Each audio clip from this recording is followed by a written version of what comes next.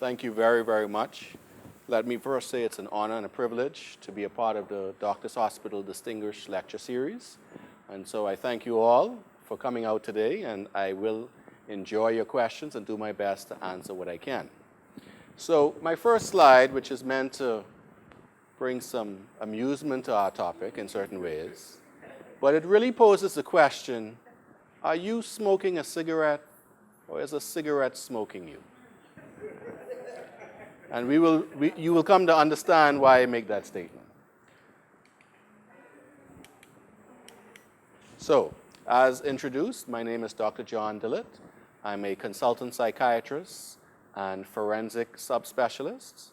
I am employed at various places, including Doctor's Hospital, as well as the Sandlands Rehabilitation Center for PHA, and I'm Director of Forensic Mental Health Services for PHA as well. So, let's start out with a few famous quotes about smoking. Can everyone see the slide well? Okay. The first one is by Mark Twain, and I think we all know Mark Twain, the literary giant, wrote Huckleberry Finn, and he says, giving up smoking is the easiest thing in the world. I know because I've done it 1,000 times. Second, by Sigmund Freud, the noted psychiatrist and father of psychoanalysis, said, smoking is indispensable if one has nothing to kiss. And the third, for most of you who might be a little older, Johnny Carson, the famous nighttime comedian, said, I knew a man who gave up smoking, drinking, sex, and rich food. He was healthy right up to the day that he killed himself. Now that also speaks very, very significantly because as we come through our lecture, you'll find that smoking means different things to different people. And for some, it's extremely important for ways perhaps which you may not necessarily understand. But let's take a look at things a little bit closer. For this lecture, when we talk about the dangers of smoking, we're talking about smoking of tobacco-related products. Now, that can not by any means means that there's not other ways of smoking, such as marijuana or cocaine, just to name a few other things that persons may smoke. But for the purposes of this lecture, we're really speaking about tobacco-related products, okay? And smoking of cigarettes and those type of products. So, I'm sure many of you will recognize these items. On the far end, you see cigarettes, you see some cigars in the middle, you see a pipe, and you see some rolled papery joints, if you would like. So all of these particular items can be used in the smoking of tobacco-related products. And in some cases, other chemicals can also be mixed in as well. So I think to start off, let's get some general terms, because there may be some individuals who don't quite know what a cigarette is or may not know what it contains. So I think it's important for us to start with some basics, and then we'll move into why we think that smoking is not safe for one's health. So a cigarette is a small cylinder of finely cut tobacco leaves rolled in thin paper. The cigarette, of course, is ignited at one end and allowed to smolder. Its smoke is inhaled from the other end, which is held in or to the mouth, in some cases a cigarette holder. And I'm sure if you watch those fancy movies in 1920s, 1930s, you see the women with the cigarette holders. Yes, they do have a use. So that is also something that may be used. Most modern manufactured cigarettes are filtered and also include reconstituted tobacco and other additives. The term cigarette generally refers to tobacco cigarette, but as I alluded to earlier, it can contain other substances. It is distinguished from a cigar in the following ways. One, it's smaller. Two, it's used a processed leaf instead of a whole leaf, and there's a paper wrapping. Cigars are usually entirely of a whole leaf tobacco. What is the filter? I'm sure this is a term that perhaps if you've ever looked at an ad with cigarettes at some point in your lives, you hear this talk about a filter. Well, what is a filter? The filter may be made of a certain compound, cellulose acetate fiber, and it also may be made of other substances such as activated charcoal. Believe it or not, back in the early part of the 20th century, asbestos was actually used as a part of the filter. Does everyone know what asbestos is?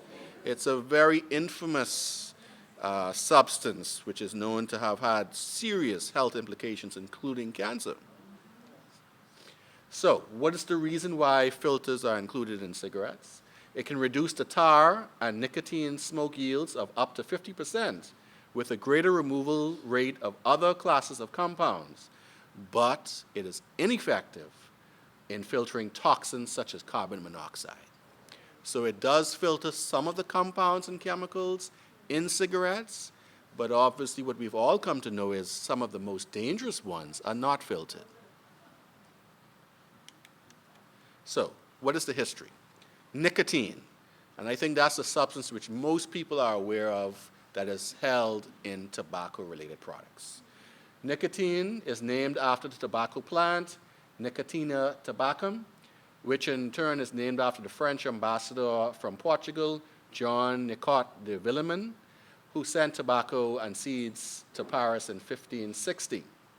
The tobacco and its seeds were brought to Ambassador Nicot from Brazil by a gentleman named Luis de Goes, a Portuguese colonist in Sao Paulo.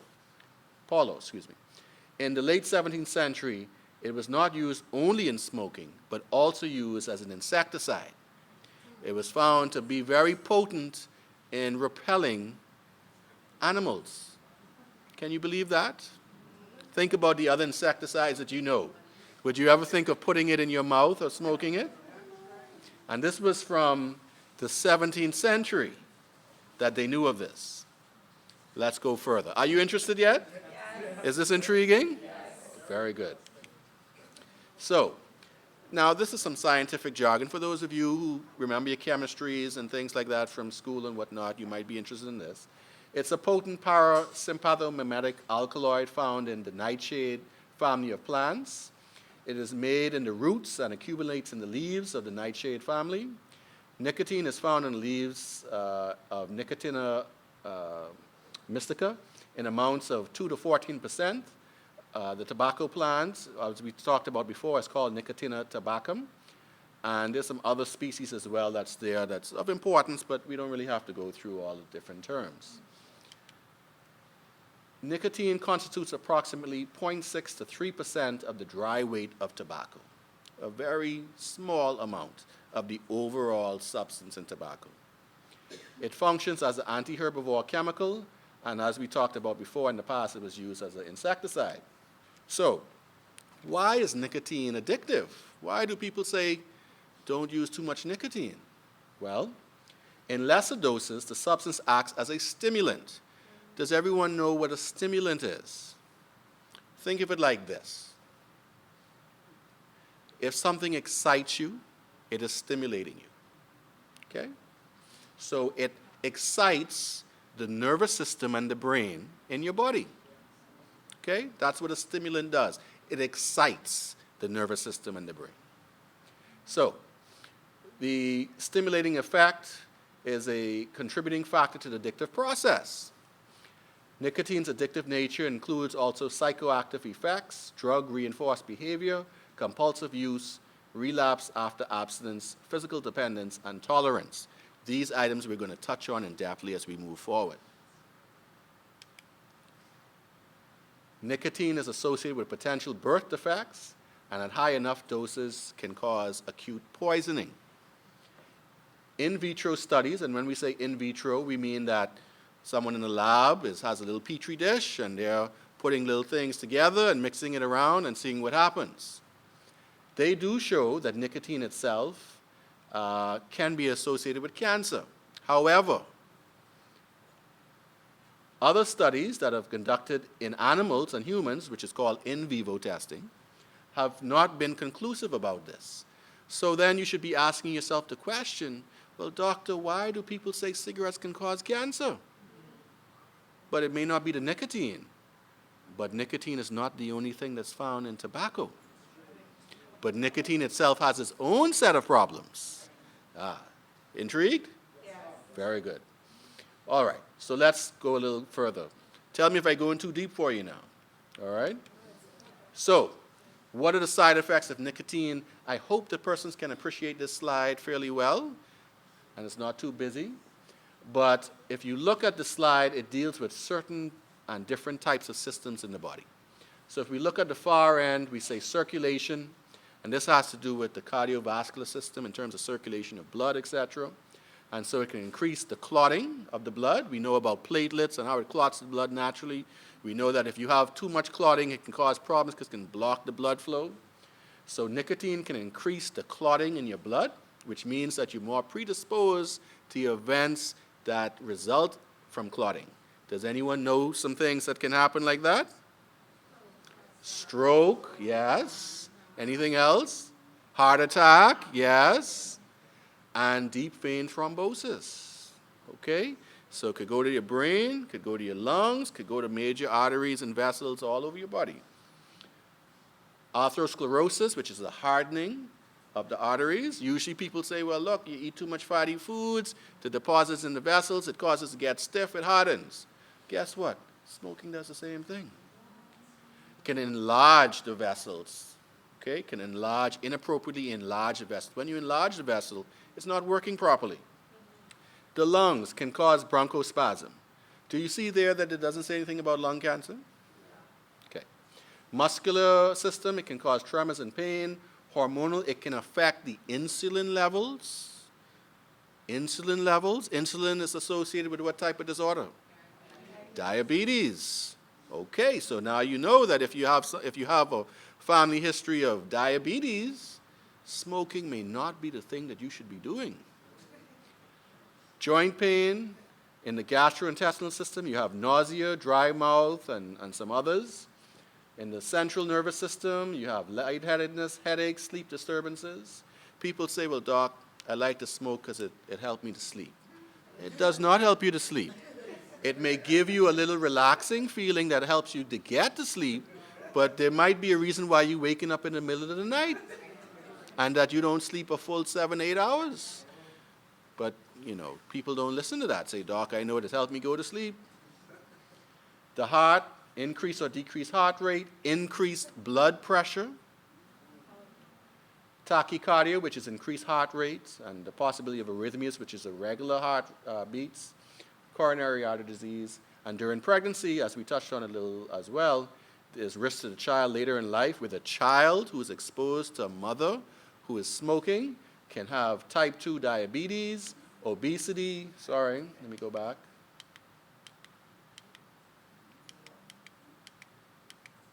Sorry, hypertension, neurobehavioral defects, respiratory dysfunction, and infertility. Okay? Now this is just nicotine. We ain't get to all the other good stuff yet. This is a small percentage of what is found in tobacco. Do you remember that this is what, 0.3 to 1% of the tobacco actually contains just nicotine? So this is just one substance that we're talking about. All right, what are the psychoactive effects? So nicotine's mood-altering effects are different by report. In particular, it can act as both a stimulant and a relaxant. In small concentrations, it can act as a stimulant. In very large concentrations, it can act as a sedative. So there's reasons why people are smoking large amounts of cigarettes and tobacco-related products, because it can have a relaxing effect. But as we will come to realize, that may not be healthy for a number of other reasons. Okay? So, how does it work? First, it causes a release of glucose from the liver and epinephrine from the adrenal medulla, and this causes stimulation. User reports feelings of relaxation, sharpness, calmness, and alertness. And by reducing the appetite and raising metabolism, some smokers may lose weight as a consequence. And you'll be surprised that there are people who will say, doc, I need to lose some pounds. I know that when I'm smoking, I keep my weight down. All right, that's true. Okay, and there's a reason for that. But that may not be the healthy way of keeping weight down. So, nicotine-rich blood passes from the lungs to the brain within 7 seconds and immediately stimulates the nicotinic receptors in the nervous system. This indirectly promotes the release of many chemical messengers such as acetylcholine, norepinephrine, You notice some of these ones, serotonin and dopamine, which I'm sure in some ways you may have heard about already as being significant neurochemicals in the brain. The first sentence, though, within 7 seconds, it gets from you smoking it and inhaling it, getting through the blood system, and getting to the lungs and to the brain. Is that not amazing that it works so quickly? Yes, it is. So, nicotine extends the duration of positive effects of dopamine and increases the sensitivity in the brain reward system. This, my friends, is very, very important. What research has shown is that overstimulation of what we call the pleasure centers, which are the dopamine centers in the brain, is highly linked to substance misuse and behavioral disorders. And so nicotine can cause overstimulation of these areas. Cocaine works in the same way by overstimulating some of those areas. You don't normally equate cocaine to nicotine or to cigarettes, but it works in a similar way. That's why people say, boy, smoking is so hard to quit. Yeah. Well, when you have similar pathways that cocaine can affect your brain, maybe now it starts to become more clear because everyone knows, well, cocaine is something that is very difficult to stop using. We all know a family member or a friend or a neighbor or someone who has unfortunately had significant problems with crack cocaine addictions. Nicotine is a very, very potent stimulator of those dopamine areas. Most cigarettes contain 1 to 3 milligrams of inhalable nicotine, and studies suggest that when smokers wish to achieve a stimulating effect, they take short, quick puffs to produce a low level of blood nicotine. And when they want to relax, they take in nice deep puffs for long periods of time. That's what happens with marijuana. Persons who, well, you smoking a joint for a whole hour, like what's going on? They're taking those very, very large volume puffs because that can have a relaxation effect. Okay? Is this helping to educate you? Yes. Are you learning a lot? Yes. Good. Reinforcement. Nicotine dependence involves aspects of both psychological dependence and physical dependence. Both produce affective and somatic withdrawal symptoms, affective being things like irritability and craving, somatic being things like tremors. Withdrawal symptoms can persist for several weeks, and nicotine has clinically significant cognitive enhancing effects at low doses, particularly in fine motor skills, attention, and memory. So, in very small doses, it can affect your alertness in a positive way. In very small doses, it can affect your focus. There's another agent that can do that in small quantities as well. That's a stimulant. Do you know what that might be? That people use every day? Caffeine. You ever had people who don't have their coffee in the morning? And they're irritable, they can't focus, their mind can't get straight? Do you know people like that? Yes. Are there people like that in this room? Yes. You don't have to answer that one. But the fact of the matter is that's another type of stimulant. Now, there is a reason for this, okay? And this was not always known. And this part may be a little bit too scientific. You don't need to remember this. But I just wanted to make this slide to let you know that nicotine activates, and this is a pathway in the brain, mesolimbic pathway, that induces a long-term expression of a delta FOSB genetic agent. There is a basis for why you have this behavior. This chemical actually stimulates a genetic production of a chemical, okay? And so it has been found that in all forms of behavioral and drug addictions, that the people that they examine, they have an overproduction of this chemical. So it used to be where you weren't sure about why things happened. And as science and technology has improved, and they could dissect the cells, and they could map the genome, now it's becoming more clear. This particular agent, of which you don't have to remember the name, is linked to drug addictions and behavioral problems. And nicotine promotes an overexpression of this chemical. Now, in one of our previous slides, we said about nicotine and additives. It ain't only tobacco, it ain't only nicotine, excuse me, that's in your cigarette. There are 599 known additives in cigarettes. That's a lot. At first, I was going to do a slide listing them, and then it obviously became clear that that would have not been good to you. Okay? 599, and these were submitted to the United States Department of Health and Services in April 1994 by the major tobacco companies in the United States. So this is only for the cigarettes that they produce in the United States.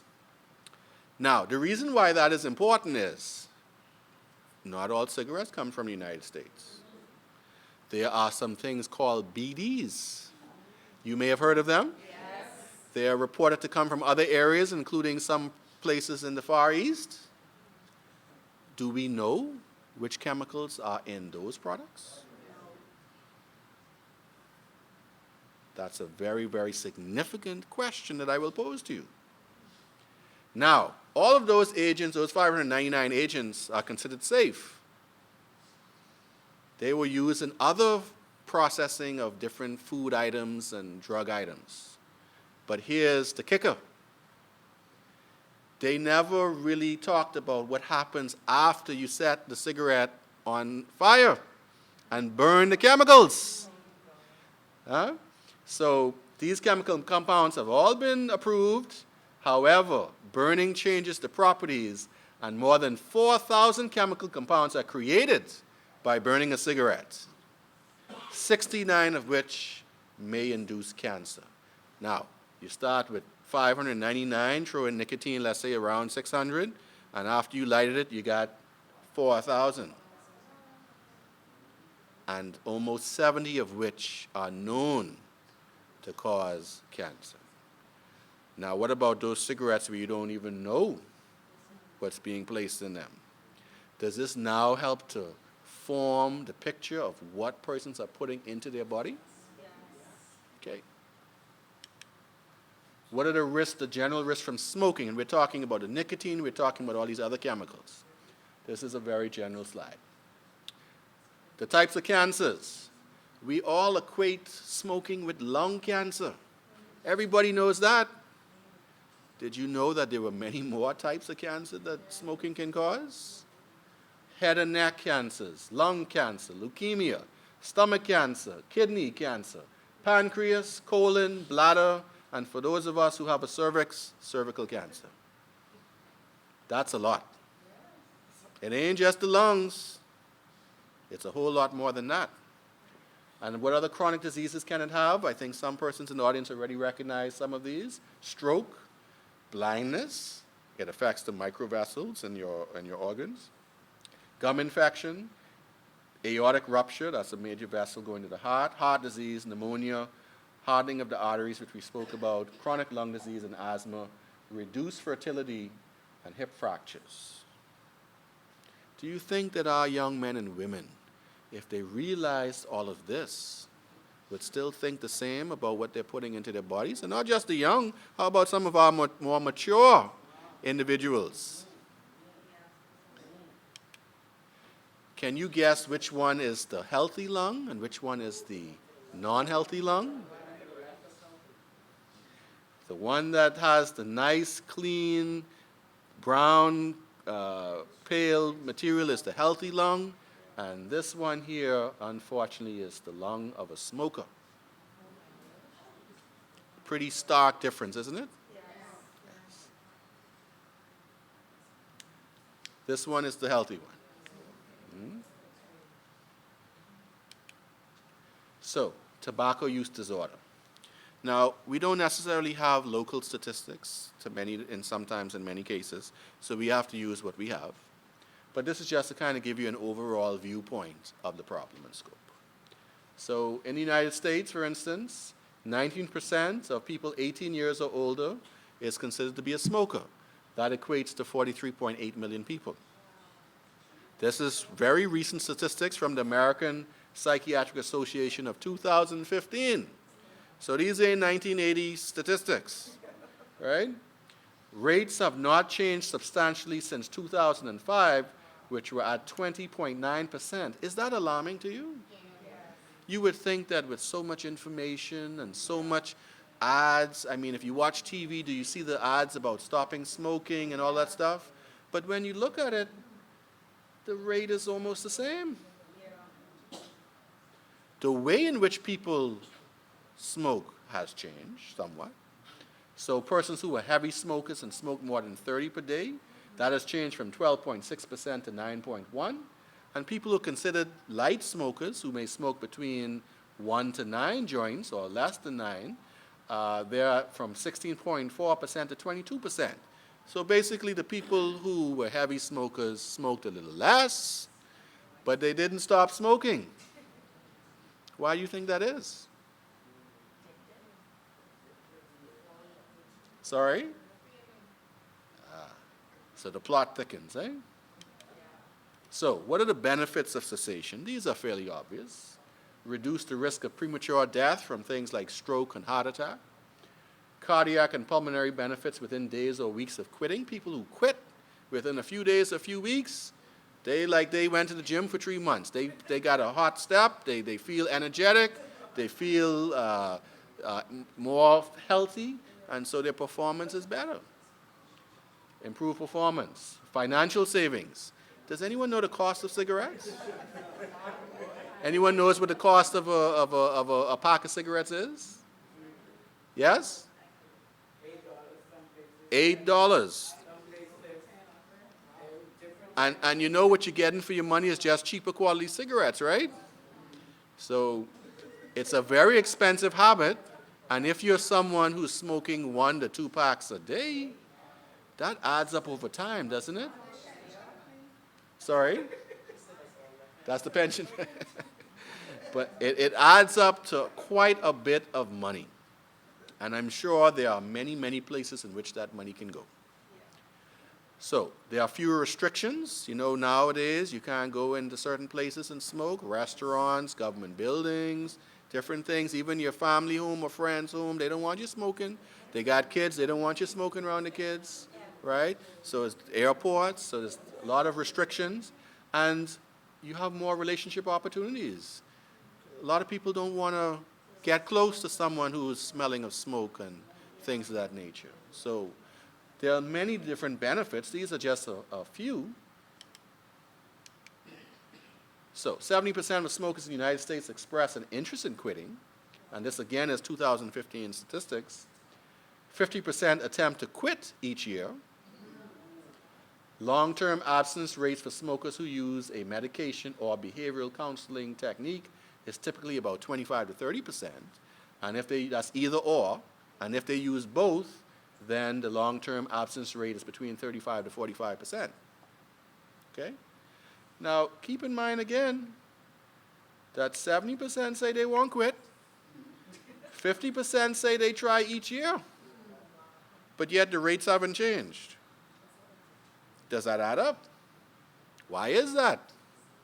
They want to quit, they try to quit, but they cannot quit, or they have great difficulty in quitting.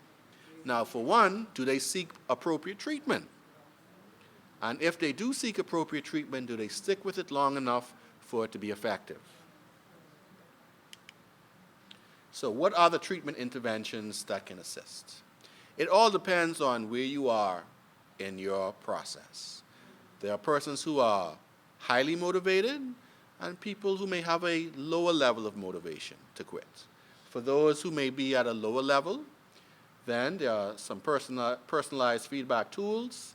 There's something called the 5 R's, where you deal with relevance, risk, rewards, roadblocks, and repetition. These are all psychotherapeutic techniques. Behavioral disconnects, there's wellness and recovery groups that you can go through, healthy living groups, and there's a group specifically called Nicotine Anonymous. Now, some of these things may not be available in every jurisdiction and may not be available locally, but there are these things that are out there. For those persons with higher motivation, that's an error on that slide. That should be higher motivation. You have FDA-approved medications. There are specific psychosocial treatments such as cognitive behavioral therapy, mindfulness-based interventions, and social support.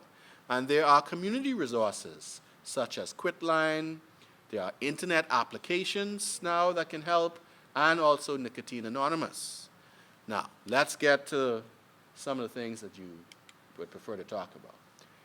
Medications, there are 7 approved treatments by the Federal Drug Administration in the United States.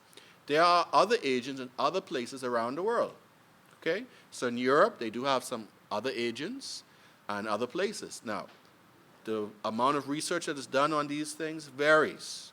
What I'm presenting to you today are those that have had the most research to support the reason why they're acceptable. Okay? So, nicotine replacement therapies, where you actually give small amounts of nicotine in varying quantities with a degree of tapering or reducing over time to allow you to safely withdraw and quit smoking. That is called nicotine replacement. And it comes in many forms, and I'm sure you may be aware of these: a patch, gum products, a lozenge, inhaler, and a nasal spray. Did everyone know that it comes in a nasal spray? It does. It also in an inhaler as well. That's an example of the gum. You know, looks like anything, any little other thing in a wrapper. That's the example of the patch. You know, for some people who might like their arms out, you might, can't use it when you're at work or something. You might have to wear long sleeves and things like that. And that's the spray, if you can see that fair enough. So there are different modes. So I bring this slide up to say to you that if one particular thing is not convenient for you, there are alternatives. You don't have to be thinking that there's no hope because they don't have what I need or what I want, I prefer. There are alternatives. Medications. First one is called bupropion, and that's a scientific name, and the trade name is called Wellbutrin. Wellbutrin has many different uses. It's an atypical antidepressant, but it's also been found to have a significant effect in reducing cravings, especially with nicotine. And so it's a non-nicotine-based pill, which means that you're not adding any additional nicotine to the system. The dosage can be first at once a day and then twice a day, and you should start about 7 days prior to you quitting. So you don't just quit cold turkey and then start the medication. You use this as you're gearing towards quitting, and this helps to decrease the cravings so that when you do say this is D-Day, this is the day I quit, you're now in a better place mentally and physically to try to maintain the abstinence, okay? And you can use it for 8 to 12 weeks. It stops the weight gain that happens when you stop smoking. We talked about how smoking helps you to lose weight. Well, this ensures that you don't just put all kind of weight back on just because you stop smoking. Okay? Is this helpful to you? Yes. Good. The next medication, varenicline or Chantix, is another medication that's approved. This is also taken for 7 days before cessation. The dosage is different, but that's not important as per se. You have to taper up on the dosage. You go up slowly.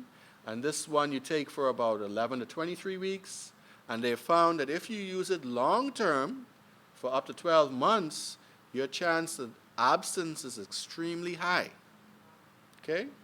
Now, with any medication, with any particular treatment, there are pros and cons, advantages and disadvantages. And this is where you cannot simply decide that I can go to the pharmacist and they can give me this medication and I can do what Dr. Dillett put on the slide. Because there's potential side effects and medical complications, and so you must ensure, one, that a physician is assisting you with this process. Tapering or withdrawing from nicotine or any drug can be very, very difficult. The chance of relapse can be high. There are medical conditions that can be associated with it, and so it has to be done and should be done under medical supervision. For instance, some of these medications may be rare, might be 1 in every 1,000 people, 1 in every 10,000 people. Could cause things like mood disturbance, depression, in some cases, even in Chantix, maybe psychoses. Again, this might be 1 in every 1,000 or 10,000 people. But how you know that you can be lucky or unlucky? So that's why you make sure that you do that with a physician. And there are easy ways of solving, in most cases, any adverse reactions. But that is the reason why you have your professional with you each step of the way, because your health is the most important thing. Okay? So that's Chantix. So what is the psychiatric comorbidity of people who smoke? And why is this important? Well, you ever asked yourself the reason why people smoke? Stress is one thing. Anything else? You might be surprised in terms of why people smoke. So 40% of people with a psychiatric disorder living in the community are current smokers. That doesn't mean that everyone who smokes has a psychiatric illness, but it's a significant correlation. Rates vary according to disorder. Generalized anxiety disorder, which is GAD, there's a 45% prevalence rate that people who have that disorder also smoke. For alcohol dependence, it's 66%. Schizophrenia, 70%. Bipolar, 85%. I didn't put it on the slide, but drug dependence is right in the middle there, about 75%. Okay? Reasons include why they smoke: access to treatment, the stigma of using medication or seeking psychiatric help, tobacco marketing. You know, I remember when I was in medical school and you would go out to a party or something of that nature, they would have young ladies in the most gorgeous of outfits passing out free cigarettes. Can you imagine that? That's how they used to market. And we all see ads in the paper with the most beautiful people looking so happy and carefree. And then they had, what was it, the camel as well, the cool with the shades on and all these other things. So they've marketed to say that people, and in the movies, hey, all the rich people were smoking. You know, so they market to you to say that if you're happy, you're successful, you're beautiful, you smoke, right? So that's important, how they market it to you. And one's educational level and genetic predisposition, all are reasons why people may smoke. So for you and your loved ones, it's important to understand that the reason why people smoke is a lot more than what it might seem. They may not tell you that they feel anxious or that they're having problems dealing with stress.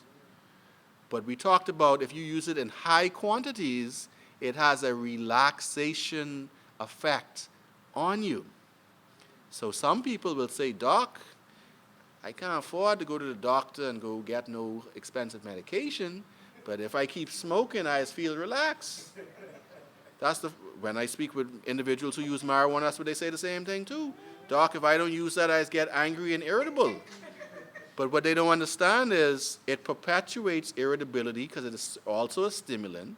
So even though it has a relaxation type of effect, that will dissipate, and the irritability and all the other problems will still remain.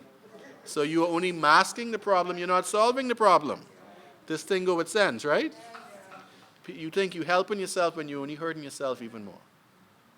And so that's why it's important that we try to educate the public. Effect on psychiatric medication. And this is very important as a psychiatrist for me, because you may have a relative or family member, and when they smoke, they're in the corner and they all right. They ain't bothering nobody, and we happy with that. Sounds like that's not foreign. So the problem is that the tars and non-nicotine hydrocarbons from tobacco smoke alter the metabolism of many medications. And it can lower the blood concentrations of these medications of up to 40%. Think about it like this.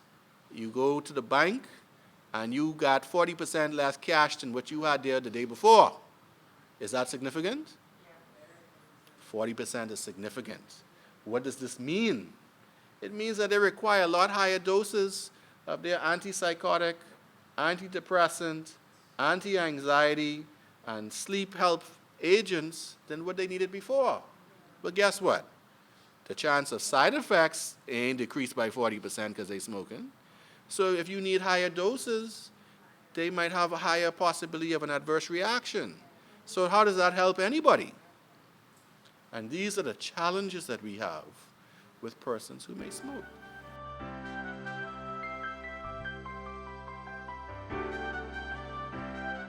You've been watching Doctors Hospital Distinguished Lecture Series, presented every third Thursday in the month. Thank you for joining us.